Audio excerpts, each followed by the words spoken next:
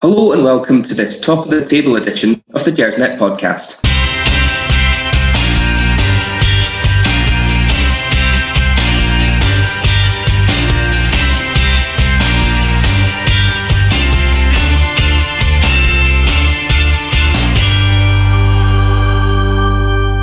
So at the end of another busy week, Rangers have reclaimed their rightful place at the summit of Scottish football for the first time in 6 years.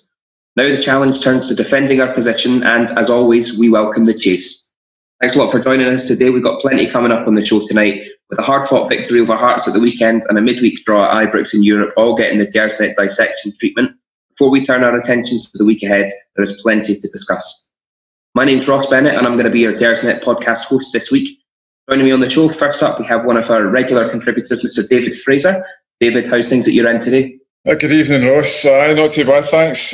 Just basking in the 3 points of victory at Tynecastle this evening. Basking in 3 points is nicer than basking in warm weather anyway. Also joining us on the show tonight, he's been a crucial member of the podcast team since day one, but he's usually putting the hard work behind the scenes on the technical side.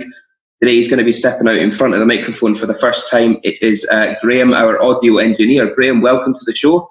Are you excited to be making your podcast debut today? I'm very excited to be making my podcast debut, Ross. Thanks very much. You certainly picked a good week to get involved. I'm sure spirits are going to be high tonight after an excellent result at Tynecastle earlier. It seems like as good a place as any to get started, so we might as well fire right in. Graham, what did you make of the overall performance today at Tynecastle? Obviously a hard-fought 3 points, a lot of character as well to come back from 1-0 down at quite a hostile and intimidating atmosphere. What did you make of the show? I thought for roughly about the first 20 minutes, Hearts put us under a lot of pressure. But after that, it was pretty much all Rangers, really.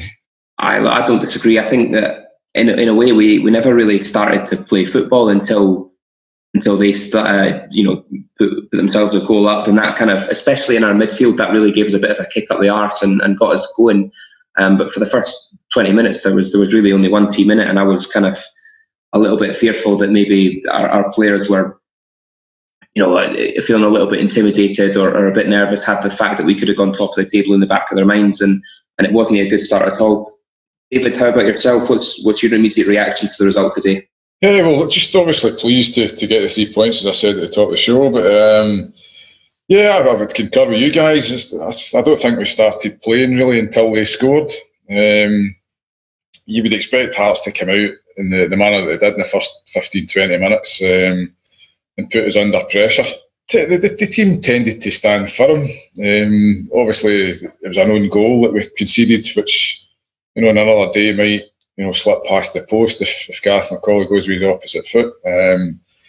I thought the performance overall was pretty good, Ross, considering we took a couple of bookings, obviously with a man sent off, and we managed to come back from going a goal behind in a hostile atmosphere and come out on top, which was very, very pleasing.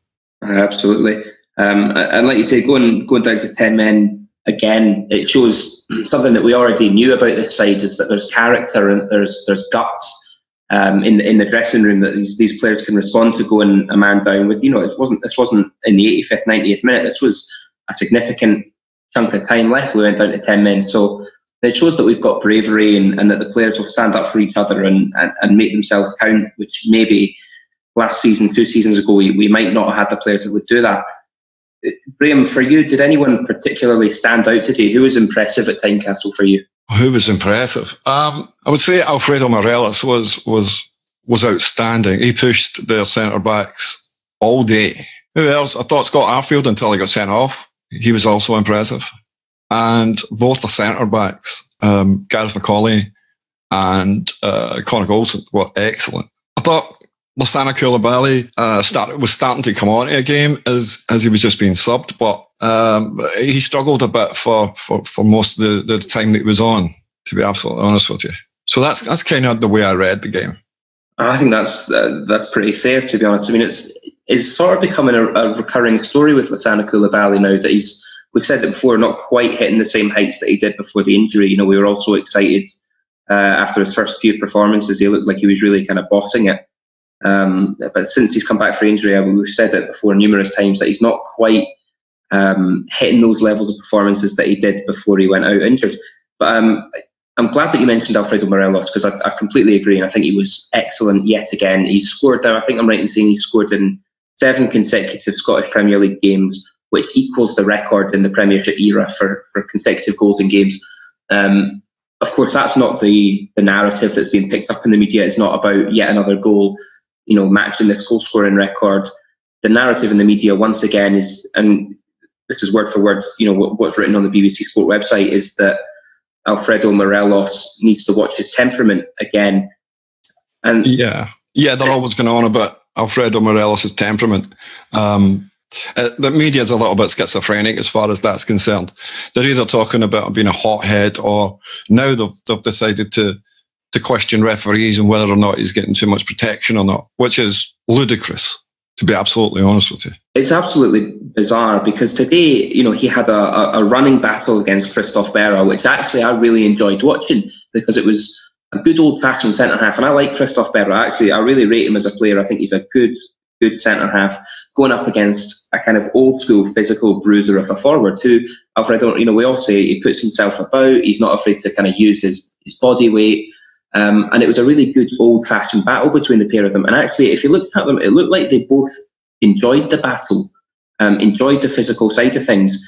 And yet Morelos comes away with it. He needs to watch how he's playing. The referees are giving him too much protection and things like that. And it bugs me absolutely no end. Yeah, I think you're absolutely correct. There was a nice, not nice isn't necessarily the right word, that was a good battle between the two of them. And then, of course, Alfredo, he ends up getting himself booked about 10-20 minutes from the end of the game for nothing, really. I don't know what you guys think of that. What you thought of Alfredo's booking? I mean, for me, it was just, it's one of those that I think because he'd committed so many niggly little fouls, or what the referee had seen as fouls, if he hadn't booked him at some point, the Hearts fans would have been going, they were going mental anyway at the referee. I think he kind of buckled to a wee bit of pressure on that front, and probably felt like he had to book the guy.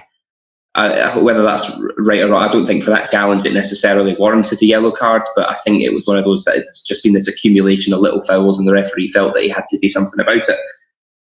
Obviously, if we're sticking with the referee, the biggest talking point on that front is going to be Scott Arfield's red card, which it left the team with a really difficult position on paper, in a difficult place to go with 20 minutes to defend a 1-goal lead with 10 men. But there's kind of been a lot of discussion following the game today about whether or not it was a red card. I'm going to come to both of you on this, get both of your opinions. David, you first. Do you think that Scott Arfield should have been sent off, or could he have got away with a yellow there? Difficult one. I thought he was late, Ross, to be perfectly honest. And I think that given the state of the game, how it's refereed these days, I think it was always going to incur the wrath of the referee, especially when you've got the Hearts players reacting in the manner that they did. Which, to be fair, I would, if the shoe was near their foot and somebody slid into Alan McGregor, I'd expect our players to react in a similar manner. So I think in years gone by it would have been a yellow, but I think in today's current climate, I think it was going to be a red card. It was. I don't know what Scott was thinking. He was maybe possibly gambling on the keeper fumbling it, but he was definitely late. Graham, how about yourself? Well, my initial reaction to it was, what is going on here? It looked to me like the ball was in play and the goalkeeper was scrambling for it and he'd only one hand on it, but the ball was still moving. But then after reviewing, watching it again, Scott Arfield is late, as David says. As he's sliding in, the goalkeeper manages to get both hands on it. And for me, it's a booking. I don't think it's a red card. I think if you look at the reaction of the Hearts keeper, he wasn't rolling about as if he was injured. Scott obviously protested his innocence in saying that he went for the ball. I think I'm not exactly clear on the laws of the game where this is concerned, but as Graham mentioned there, the keeper had two hands on the ball, but does that constitute him having full control of the ball? I'm not too sure on that one. Maybe someone with better knowledge of the laws of the game can enlighten me in that respect, but I think you've seen the reaction of the Hearts goalkeeper. That kind of told a story which would maybe lead you down the line of thinking maybe a booking would have been sufficient, but I don't know. You'd need to ask Scott what he was thinking when he went through to slide through. Listen, I'm actually going to slightly disagree with the pair of you, and I think we can have no complaints. I think it was a warranted red card. I actually, to a degree, agree with you, Graham, in that I think when Arfield kind of started the move, the goalkeeper had kind of slightly fumbled the ball and it was definitely out of control. But by the time he'd finished that slide, for me, the goalkeeper had both hands on the ball and it was under the goalkeeper's control. And I always think the best way to kind of judge these things is if it happened to us, how would I feel about it? And if that happened to McGregor, I'd be screaming for the red card. So I think it's really kind of stupid and clumsy from Arfield as one of the more experienced and senior professionals to even give the referee the question there, give him a decision to make. And I think Gerrard will probably be really, really disappointed in him and have a strong word with him about that, because with such a kind of demanding and grueling schedule of games coming up, we already need to be rotating the squad. So to have the options become limited because of a slightly needless challenge like that is just not. It's not very bright. It's not very smart for me, and I was disappointed to see it. But at the same time, it's kind of an unorthodox red card. Like, you don't see that kind of thing very often. So I can understand why there is this debate around it, and it's good to have debate around these things. Obviously, the goalkeeper for me was incredibly dramatic. Immediately clutching his face and then up and about. The Hearts players were on it like a shot, but I'd want my players to be on it like a shot as well. But the referee, again, he couldn't get his card out fast enough. So maybe it wasn't a particularly measured and composed decision that the referee made, but I don't necessarily think it was the wrong decision. I just found that I was quite disappointed in Scott Arfield that he even gave the referee a decision to make there. But we've got options in midfield. We'll come on later in the show. We'll be talking about what we're going to do going forward. This week obviously is a huge week for us, and Scott's left a wee bit of a gap there to be filled. It is what it is, and I think from Steven Gerrard's post-match comments today, it looks like we probably won't be appealing that one. So I guess we kind of take it on the chin and move on. However, we have picked up now a significant number of red cards. It seems to me that most weeks now we're talking about so-and-so has been sent off, whether it's Morelos, whether it's Scott Arfield this week. It does seem like there have been a fair few red cards. David, for you, do you think that Rangers maybe have a problem with discipline? Is that a fair comment to make? I think the statistics would possibly point in that direction, Ross. I'm kind of 50-50 on this one. I think I'm of the opinion that Rangers are definitely refereed to a different standard to a lot of teams. We had a discussion in last week's pod with regards to the statistics on the number of fouls per yellow card in the league, and Rangers are quite high up. I think they're fourth top in the crime count. I think, well, put it this way, they're making it easy for referees to to make possibly contentious decisions on some of their passages of play. It's a difficult one, Ross, because you're loath to be too critical of them, because you could talk to your blue in the face about being a bit more streetwise and not giving the likes of Willie Collum a decision to make.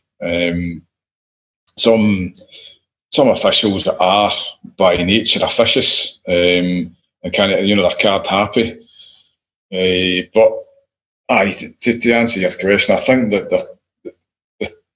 the disciplinary record leaves a lot to be desired as a Rangers team. Now, I want Rangers to be competitive in the park. In years gone past, certainly under Mark Warburton and to an extent under Pedro Caixinha, we were seen as a bit of a soft touch. Stevie's introduced a wee bit more steel into the side, and I think they're maybe just need to be a wee bit cuter in terms of how they handle passages of play in certain games. I think that last point you make there is really important. In the we've complained over the past 2 seasons about the lack of steel, the lack of grit, and the lack of bite that we've had in the squad, and that we were definitely a soft touch. There's no arguing that. And if Gerrard has introduced this bite, this physicality, then we shouldn't be complaining about that. Obviously, we've seen so many times this season that referees are so ready to flash cards to Rangers, and we're giving them those decisions probably because that's a byproduct of the aggression that Gerrard wants to introduce to the squad. Graham, how do you see this one? Do you think that we have a problem with discipline that we need to be addressing, or is it kind of unfair to make that comment and maybe the referees are being too liberal with their use of red cards for Rangers? To be absolutely honest with you, I don't think Rangers have got an issue with discipline. If you think about it, in the Scottish campaign, we've had Alfredo Morelos, Scott Arfield today. I don't think that was a red. You disagree, but that's fine. And Daniel Candeias sent off for 2 yellow cards at St Mirren. So that's 3 reds that we've had. And then also in European competition, you've got John Flanagan, Daniel Candeias, and Alfredo Morelos. Alfredo Morelos, in the European competition, 2 yellow cards. It looks bad as far as the stats are concerned. It looks bad. But I think the only red card that you could say is a proper red card was Ross McCrory's against St Mirren at home, and because it's outside the box and he's got to go. But other than that, no, I don't think we've got a disciplinary problem, no. Tell you what, when you spell it out like that, you make a very good point that we've picked up these red cards, and on paper that looks bad, but when you break them down one by one, there's some decisions that have been more than questionable and been discussed at length on this show. So I think you make a really, really good point there. If we turn our attention now back to the game today and back to specific players and their performances, someone that again stood out for me today was Andy Halliday. I thought he had a really solid game. He made a couple of individual mistakes, but generally playing at left back, his positional sense was pretty good. He made some very, very crucial challenges. His distribution was better than a lot of other players on the park for me. And I think we've seen since Steven Gerrard came in that this lad has been reinvigorated. He's kind of got a new lease on life when it looked to all ends that his Rangers career was probably over. And I think he'd probably accept that he thought he was out the door when Gerrard came in. So he's had yet another performance today that was probably, at least a 7 out of 10. David, for you, how much has Gerrard's arrival reinvigorated Andy Halliday? I think it's key, Ross. Stevie's been on record as saying that he thought it very important to have Rangers men in the squad. Some, players that know what the club's all about, grew up as fans. And that's important in any dressing room, especially when you've got a number of foreign lads in the dressing room as well. So, Andy went in pre-season training to the camp in Spain. Steven Gerrard obviously saw fit to include him in the plans. Laid it on the line to him, say that you'll only be realistically expecting to get X amount of minutes in terms of game time over the period of the season. But I think, as you rightly pointed out there, and especially his performance today, probably you could arguably say maybe Andy's best performance of the season, given the circumstances, although he has put in some good performances in Europe. I think Andy Halliday deserves credit. He's to come back from the humiliation of being subbed in the first half of the Cup semi-final last season. Says a lot about his strength of character. That's obviously it's easy to do when the manager's got your back and actually rates you as a player or as an important squad member. So I think it's a two-way street. I think Stevie's obviously given confidence, and Andy's knuckled down and try to improve. He's certainly got a bit sharper. To my mind, he's still a wee bit slow in certain instances. He seen today, I think he was caught dwelling on the ball when he was trying to flag for offside, and nearly cost us towards the end of the game. But that said, I think as you mentioned, Ross, he made some timely interventions and some good tackles going back the way. So all credit to Andy. I hope he improves even further, and I hope that before his contract's up at Rangers and he moves on, I hope he collects some winners' medals, because I think that lad deserves it. He totally deserves it. And I remember when he signed for us, he did his interview with Rangers TV, and he said he was just so happy to be here that he'd play and go for this club. He would literally play in any position. And we've seen that he's kind of the ultimate utility player, in that he's filling in at left back now, doing a really good job. He's obviously played a deeper midfielding role. He's more comfortable in a more attacking role. I think we've seen him playing out wide when there's been injuries or suspensions in the past. So he really is quite a versatile and useful player. However, we're obviously missing Borna Barisic at left back. John Flanagan's not quite found the consistency that we need from him, which is why Andy Halliday's taken up the left back spot. But Graham, how much of a role do you think that Andy Halliday will continue to have when Borna Barisic returns? Is he kind of just a stopgap until Barisic is back? Andy's one of those players that he's not he doesn't have the greatest technical ability. He doesn't have the greatest speed or vision. But what he lacks in those departments, he makes up for in endeavour. And I think that's what Stevie Gerrard sees in him. He sees a player who's prepared to put his body on a line. I mean, the first 10 minutes of the game today, I was a bit annoyed. I was saying, you need to get a shift on here, Andy, because that forward's got the beating of you if you let him run like that. But then he comes into the game and he works his way back into the game. And essentially they did nothing down that side, and even put up a couple of different people on. They brought a substitute on in the second half to try and run him, and he was capable for that as well. When Barisic gets back, where do you use Andy? I think he'll become your typical utility player. They'll stick him in when we really need someone rested, or if someone's form's dipped. So I think that's. But then that's Andy. He's one of our own. He'll give everything he's got. Exactly, and like David mentioned, that is so important. It's crucial, and we love to see that as fans. David referenced the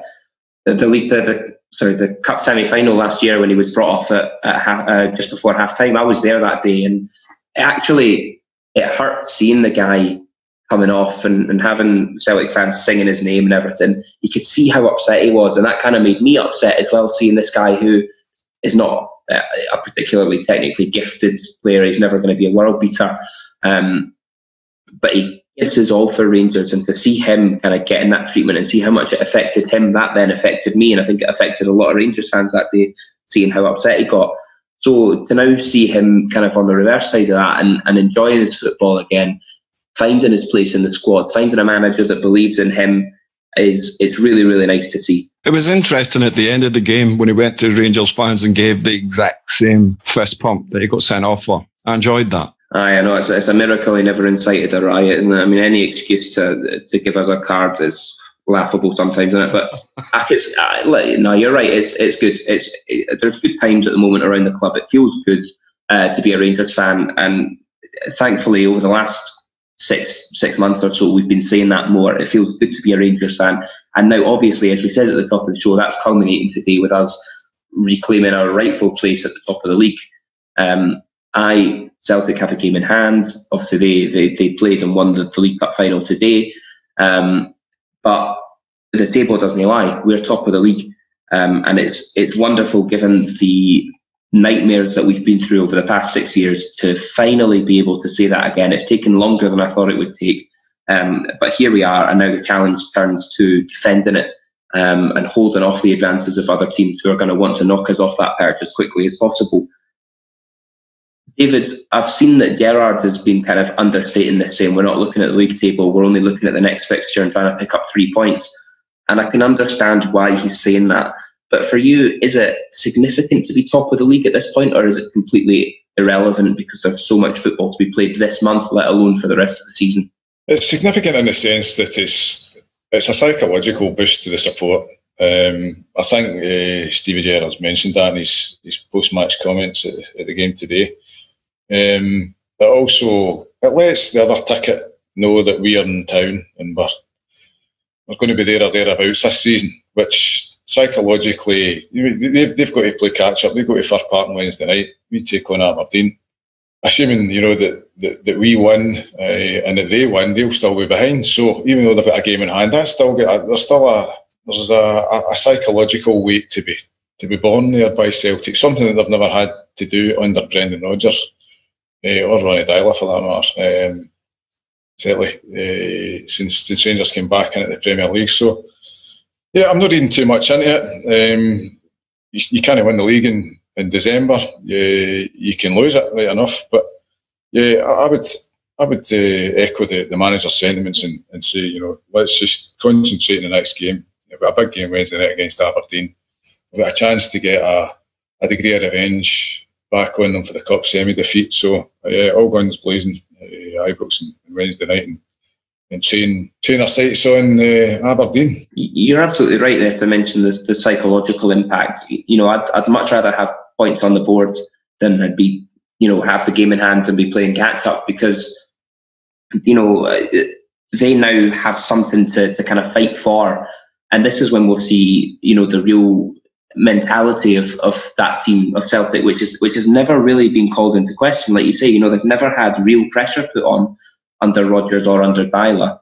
And finally now we're in a position to do it. And the psychological impact of not being top of the table and chasing another side and chasing a real challenger, a real contender, is going to be really, really interesting. And I'm so grateful to Gerrard and his team that they've been able to kind of give us this position. We're not talking 6 games in here. We're in December now. We're getting close to the halfway point of the season. This is a significant point in the season. Some huge games coming up in December, and if we can get to the game against them, to the Old Firm game at the end of December, and still be in this position, and go into this game looking to take a 4-point lead or something at the top of the league, that is massive. It's absolutely massive. Especially going into the winter break when things will start to recharge. I think it's absolutely huge, a huge psychological impact. Right, guys, what we'll do now is we're going to move on to talk about the game last Thursday at Ibrox. Obviously, it was the return leg in the Europa League against Villarreal. Obviously, they were our first opposition in the group stages of the Europa League this season. We go over to Villarreal and we got a 2-2 draw, which by all accounts was an absolutely superb result, especially going behind so early. This time Villarreal came to Ibrox. We once again had a man sent off and had to play more than 50% of this game with 10 men. And we came away with a very, very credible 0-0 draw. I think, again, we've shown the mettle, we've shown the steel, the grit and the desire that Steven Gerrard's instilled in the squad. Graham, how about yourself? What were your views on the game? Do you think a draw was a fair result? Were we lucky? Could we have gone on to win it? How did you view this one? My heart was saying we can beat these, but if you'd offered me a draw before the game, I'd have taken it. However, after the game started and we've got a player sent off in 40 minutes, you better believe it, I'm taking the draw. Yeah, I'm exactly the same. If you'd offered the draw before the game, I'd have ripped your hand off. And then when Candeas gets himself sent off, which we're going to discuss in a wee moment, I thought there was no way we were coming away with a result there. And I actually thought, maybe not on paper, but I thought in practice that was the end of Europe for us. And the way that we kind of battled and the structure that we held and the shape was so disciplined and was so strong. I was really, really impressed with the performance. David, how about yourself? How did you view the game on Thursday?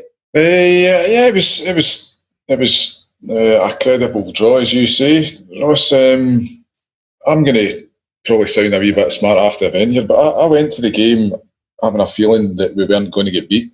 I thought we were capable of winning, depending on how we started the game. But and this might sound a wee bit critical of the players. I thought yet again we lay off Villarreal.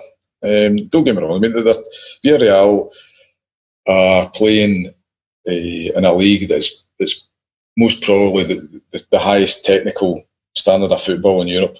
They're probably in a false position in the table in La Liga, and they can knock the ball about. But I think we just gave them too much space to move about. I don't think we get close enough to them in the first 20 minutes or so, and that kind of set the scene, if you like. Obviously, Alan McGregor pulled off 2 incredible saves. You could argue the second one was world class.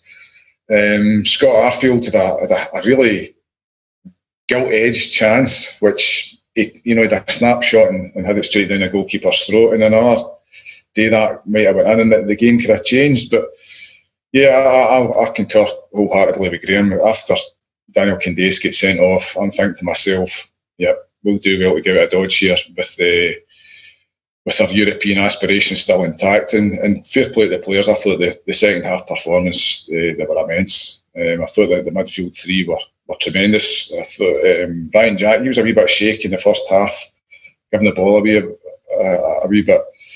But the defence was excellent. James Tavernier again was pretty good. His levels of improvement in terms of his defensive capability have went up a couple of notches in my book in the last 6 weeks or so. The centre halves were good. Obviously, the goalkeeper was tremendous. John Flanagan again, he was put under a bit of pressure, but he stuck to his guns and showed his experience. And I thought the Alfie and Glenn did well as a two up front. I think that you've got to pay credit to the tactics. I think again you saw it again today that when we get down to 10 men, we seem to just click seamlessly into a different tactic, and we seem to play that 4-3-2 setup where the midfield essentially doesn't change if we start a game with 4-3-3. And I think you saw on Thursday night that tactic worked beautifully. And another day, we could have possibly nicked it, but I think I would go along with Stevie's comments after the game and say that it probably would have been against the run of play if we'd have managed to come away with a victory. I think a draw was a fair result for both teams. I thought they did us proud, to be honest with you, David. I would agree with that 100%. I agree with the pair of you. I thought we were excellent when we went down to 10 men, particularly. And Graham, David mentioned there the tactics that we kind of adopted when the man got sent off, and how we kind of stuck to the midfield and just stuck to a 4-3-2. We've obviously had numerous occasions now, and we've mentioned it a few times, we've had numerous occasions when we went down to 10 men with a significant amount of the game left to play. And it doesn't really seem to affect us that badly. Actually, we tighten up and we're very strong, we're very solid. Do you think that this is more down to the tactics, as David's kind of mentioned there, or is it down to the grit and the determination and the mentality of the players? I guess which of those two is more important? Is it the tactics or the mentality? Well, first of all, you need tactics. If you don't have them, the grit and determination will see you so far. And the boys had that in spades on Thursday night. Well, the way Stevie went to tighten up the middle of the park where they were getting most of their joy and forced them wide so that we could defend the crosses. Then the grit and determination comes into it. So I thought his tactics were pretty decent once we went down to 10 men. And then as David says, we could have nicked it first through Glenn Middleton and then through Kyle Lafferty when he came on. Both had good chances. I mean, Glenn's was chopped off for being offside.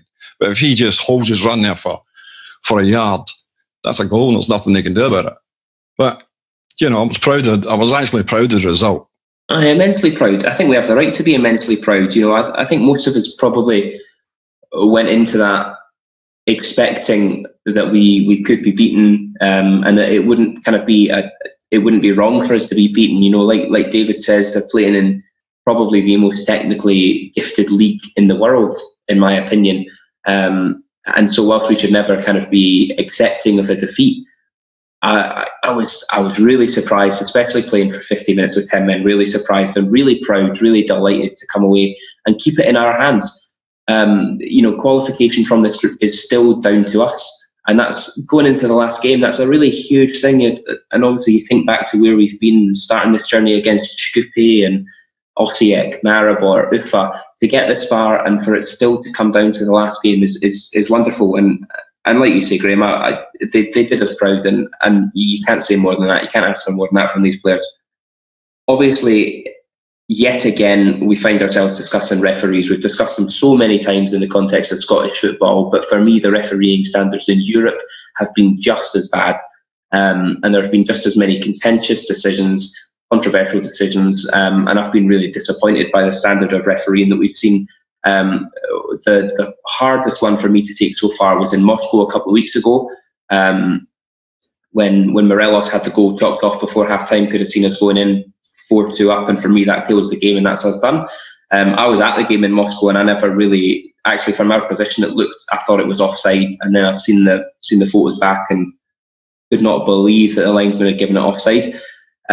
We have yet another contentious refereeing decision to talk about in the game against Villarreal on Thursday, with Daniel Candeias' red card. We have questions of maybe mistaken identity.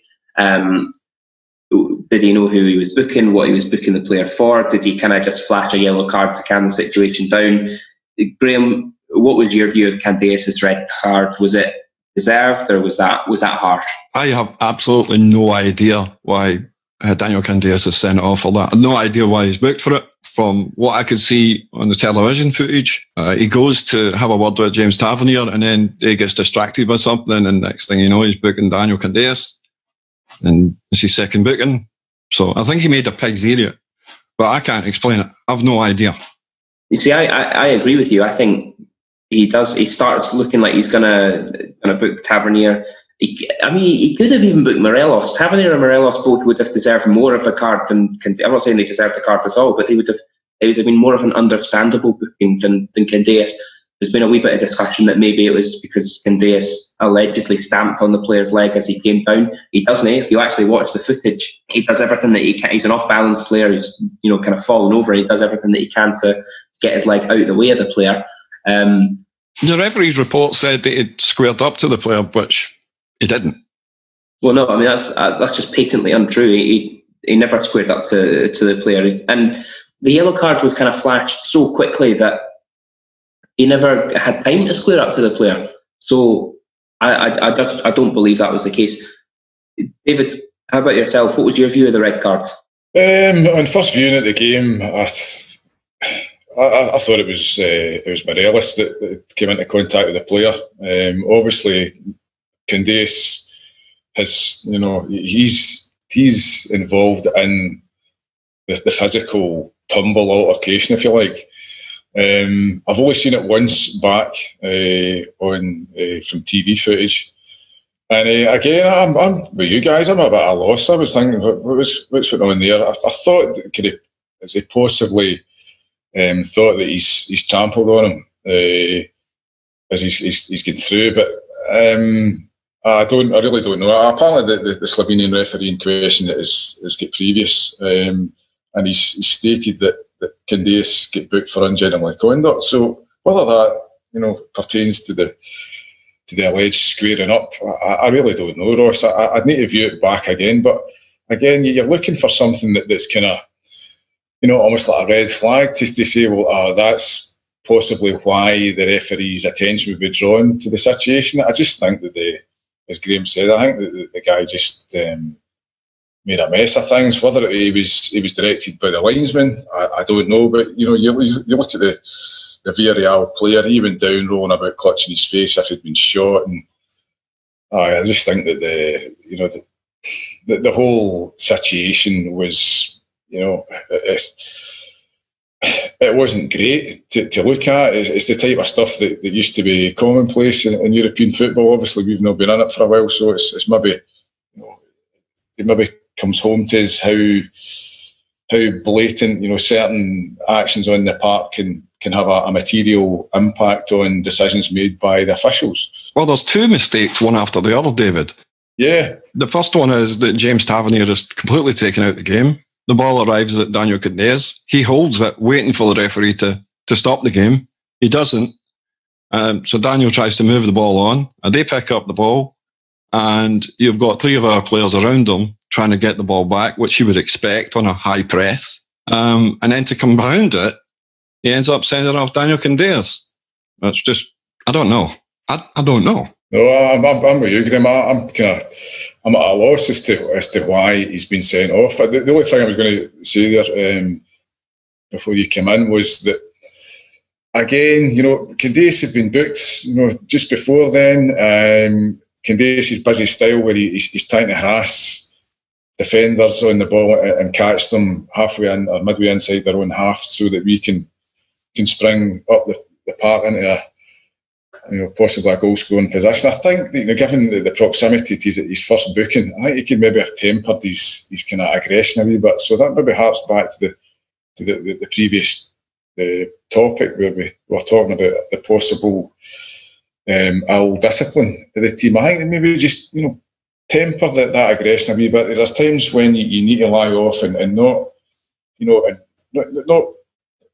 actively invite the spotlight of the officials onto you. I appreciate that it's difficult in certain circumstances when you're playing in the game and the blood's up and whatnot, and for whatever instance you just happen to be right under the nose of a linesman or the referee for that matter. But I just think that we can maybe be a bit cuter, and I think that especially today when Scott Arfield went off, I think the team, you saw the kind of silver lining to a grey cloud, if you like, where the team is learning. I just hope that when we go to Vienna, which is no doubt going to be another hostile environment to go into, that we can maybe learn some of the lessons that we've picked up on European journeys so far and actually put it into practice for 90 minutes or 95 minutes or whatever it might be, and hopefully come out the other side on top. Well, listen, that brings us nicely on to the next question, which is that obviously, as I said earlier, if we can get a win in Vienna, that's us through. If we fail to get a win in Vienna, that's it. That's Europe over for the season. And so it's very much in our hands, and it's a team that we've already beaten in the group stages this season.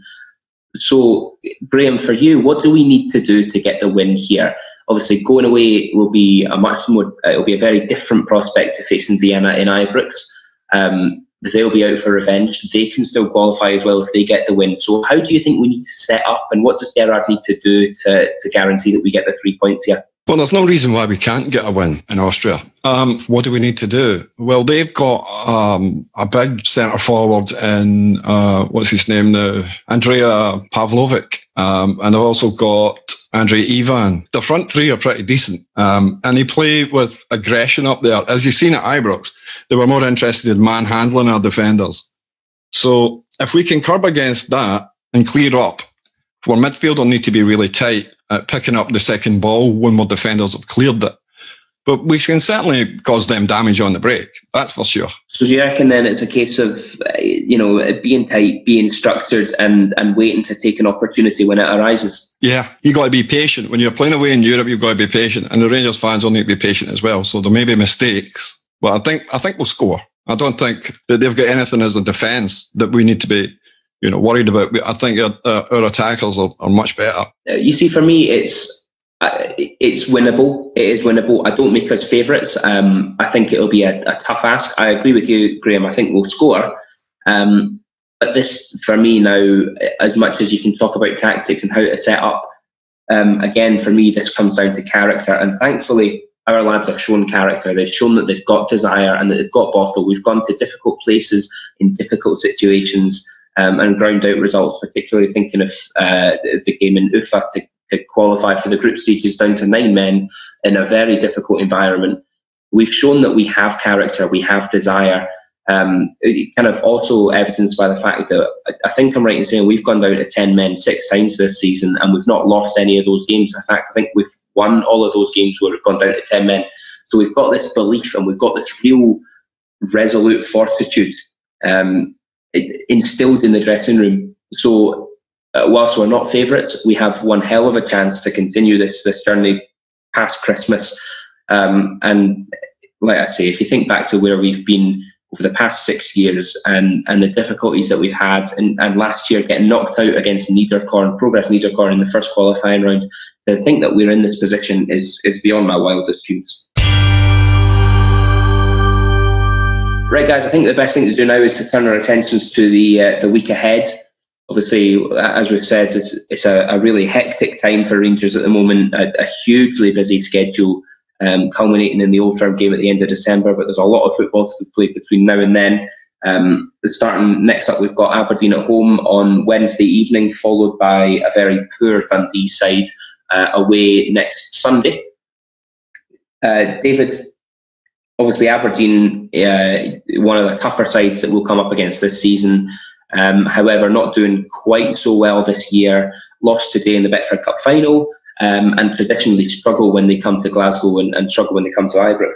Then going away to a very, very poor Dundee side who are really struggling and already look like they might struggle to hold on to their Premiership status next season. Is anything less than 6 points acceptable from this week? When you put it like that, yeah, we've got to collect maximum points, Ross. If we're serious about wanting to win the title this season, we've got to win. Starting at home on Wednesday night against Aberdeen. As you mentioned there, they've obviously suffered a reverse in the League Cup final this afternoon, so they'll be hurting. I'd imagine that they'll come out of the blocks quite sharpish on Wednesday night. It'll be interesting to see what tactics Derek McInnes deploys. But yeah, in this instance, it's about ourselves, Ross. It's about will to win. You know, getting back to the jumping about a wee bit here, but getting back to the Rapid game, it's will to win, and that comes into the match against Aberdeen on Wednesday night. If we can get an early goal on the board, then I think that we should go on it and win the match. I'm not saying it'll be comfortable. I think it'll be a tight game because Aberdeen will raise their game. Their fans obviously enjoy games against Rangers. So yeah, then obviously we go to Dens, which I'm going to slightly disagree with you. Even though Dundee are languishing in the lower reaches of the league this season, we've still got some reasonable players, Dundee, and any team in the league on their day can provide an upset. So that means that we've got to be on our mettle. We've got to play to win. We've got to contain and establish a right to win the game in the first place. So yeah, it's back to the same old, the old chestnut. If we want to win the league, we've got to go and win these matches. And the month of December, as we were talking about the pod last week, is a crucial month, and it will largely determine whether we are in the shake-up to start a serious league challenge in what's left of the winter months after the winter break. So yeah, 6 points is a must, I would say. You're right. December is a huge month, and Aberdeen at home is a really huge game because Aberdeen should be one of our closer rivals. Let's say, obviously they've taken second place over the last few seasons. They've shown twice this season that they've been able to beat us, and both times those have been incredibly frustrating results. Particularly the semi-final. Only a few weeks ago when it was a real smash and grab, and I still can't quite get over how we lost that game. So hopefully we're setting out for a bit of revenge and showing that they're not a better side than us. And like I say, they're slightly struggling this season. They're not showing the same form that they've shown over the past few years. Graham, I think there's going to be, there's bound to be tired legs after today's game. It was a physical battle today for a lot of the players. There's probably a few bruises and scrapes. What changes would you make going into Wednesday to, we've said already this evening, we need squad rotation, we need players to be fresh. What changes would you make to set up against Aberdeen to give us the best chance? I think Borna Barisic will come back in to the side at left back. He may change the centre defensive pairing, but I wouldn't like to see that. And then other than, swapping around the two outside men, either side of the front three. He might change them around. But when you think about it, we don't really have a weaker side because you've got Clem Middleton and Eris Grezda, who can take up positions on the left. Ryan Kent can also take up position at the left if he's fit. And Daniel Conteas, Ryan Kent and Eris Grezda can all take up positions on the right. I don't see him making too many changes. He might play Ross McCrory in the middle of the park. He might play Ryan Jack. He might play Lozano Koulibaly. He probably won't play Scott Arfield because I don't think they'll appeal the red card. I think they'll let it go and allow him to miss that game. But Aberdeen will be fielding a weaker team as well because, and not to make light of the situation, but they will be hurting no more so than Gary Mackay-Steven, who apparently woke up in the hospital at 4:30 this afternoon after being KO'd. So, he's arguably the best player. I don't know. It depends who turns up. Sometimes Aberdeen turn up and sometimes they don't. I think that's probably the best way to describe Aberdeen is that sometimes they do, sometimes they don't. They're very inconsistent this season, more so than in the past few seasons. The midfield question for me is quite interesting with Arfield. As you say, it seems that he probably will drop out because we're not going to kind of game the system a wee bit. We're not going to appeal, but if we did appeal, I think that means that he would be available. So there is the option to kind of play with the system that kind of way, which we've seen before. Teams are not afraid of doing that.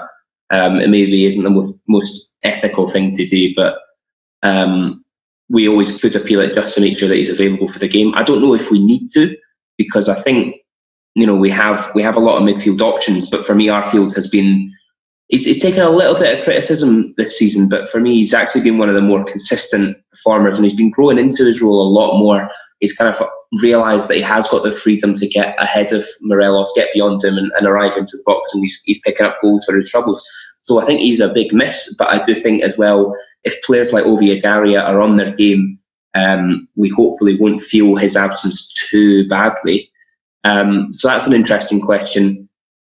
Barisic, as you mentioned there, Graham, it's becoming a bit of a strange one for me, because it feels like we've been saying for quite a few weeks now that he's nearly ready.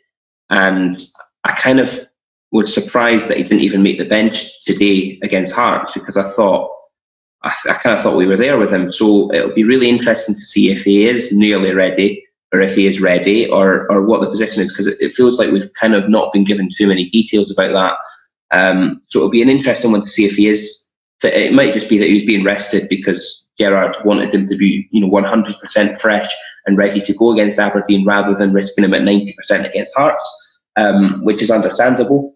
So it'll be an interesting one to see what happens at left back. If he's not playing, then I don't know who he'll choose, because if he chooses Halliday or if he chooses Flanagan, because he definitely has faith in the pair of them. He obviously played Flanagan against Villarreal, and he didn't do too badly. So it's an interesting one. Aberdeen, like you say, are going to be hurting after today, and then they've got to come back down the road on Wednesday evening, and they don't have a good record, obviously, at Ibrox. If we take that one aberration of a game under Caixinha out of the equation, then it's 20-odd years that they've no won at Ibrox. So the stats are in our favour. It's all set up for us to kind of go and get a really positive result and show that the two performances against Aberdeen this season so far were anomalies and not representative of the true potential of the squad. David, it's possible that Gerrard might try and take advantage of playing a slightly weaker side in Dundee by fielding maybe not his strongest 11 if he's got one eye on Vienna midweek. Obviously, the win in Vienna would take us through to the next round of Europe, all the prestige that has, and the financial benefits as well. Would you say that it would be sensible maybe to field a slightly weaker side against Dundee? Is it right to prioritise Europe over the league, or do you think he should be putting out his strongest 11 versus Dundee, even if that had a detrimental effect on the game in Vienna? That's a difficult one, Ross, but I think that we're in a reasonably fortunate position in that we can rotate the squad, and our general level won't drop too much. But we've got a decent squad in terms of they're all much of a muchness in terms of ability. There's some players that are looking to get some game time, like Ross McCrory, Jordan Rossiter, Eris Grezda, that can come in and we can still put a strong team in the park. I'm greedy. I want to go into every game to win. I think that's the right thing to do as Rangers Football Club, and I wouldn't prioritise one competition over another. Obviously, the league's your bread and butter. We want to win the league this season, hopefully, but we also want to progress in Europe. If we fell short and didn't make the last 32, I still think we've gave a good account of ourselves, especially about being a new team in Europe. But I still think there's something in the back of my mind says that we're still capable of getting through the last 32. Getting to the last 16 might be, depending on the draw, might be a bridge too far. But I don't think we should be resting too many players, because Dundee are fighting for their lives. Despite me of saying that, I still think that they've got some decent players. Certainly in last season's form, and they've not really put together a run of results as yet. And I've been going to games for long enough now where a visit to Dens Park could be a potential banana skin, and pride comes before a fall in many respects. So, assuming that we collect 3 points on Wednesday night and we remain top of the league, then yeah, we've got to go to Dens and take it one game at a time and make sure we collect all all 3 points against Part and remain at the top of the table. Exactly, David. When Ross put the question to us earlier about being top of the table, it's never insignificant being top of the table, because you're the one that everybody's chasing. So everybody's at least going to try and lift their game a bit. And these 2 games that are coming up against Aberdeen and Dundee, these are the type of games that you just have to win. You really have to win them, because it's of paramount importance that you stay top of the table once you're there. I agree 100%, Graham. We've got to go into every game aiming to win. And it is, if we want to win trophies this season, then we've got to win games. It's as simple as that. Graham makes a really, really good point there about players raising their game. And we see that, other teams in Scotland raise their game to play Rangers. And we've said that so many times on the show in the past, that other teams will raise their game against Rangers. They want the scalp of beating Rangers. And that is now compounded by the fact that we're top of the league. Aberdeen always raise their game against us. Aberdeen always play out of their skins against us. If you ever see Aberdeen playing against like a St Johnstone or a Kilmarnock, they're not the same side that show up to play against us. And Dundee will have the same thing, plus the added factor that they're fighting for their lives already, that they're already at risk of being kind of cut away at the bottom of the table. And that's what's going to make these 2 games more difficult than they otherwise might have been. And that's why I kind of agree with the pair of you that we need to put ourselves in the strongest positions possible to win both games, stay top of the league, and keep this title challenge going as long as we can, certainly up until the end of the month when we face Celtic. Right, gents, I'm sorry to say that's us out of time for this week. So I'd like to say a huge thanks to the both of you for joining us today and for your excellent and very sensible input. A special thanks to you, Graham, as well, for your continued hard work as our audio engineer. To everyone listening, I hope you've enjoyed the show. If so, please do hit subscribe, maybe leave us a wee comment, let us know if there's anything you want to hear more of. If you've agreed, disagreed with anything we've said, or if you just want to hurl some abuse at us, you can always find Graham, David and myself. We're over on the Gersnet forum. You'll also find loads of great articles, match previews, debates, loads more stuff. Definitely head over to www.gersnet.co.uk if you haven't already done so and check it out. We're going to be back next week. Colin's going to be in the hot seat, so make sure you join us again for that, same time, same place. All that's left for me to say is a big thank you once again for listening, and I hope you all have a great week.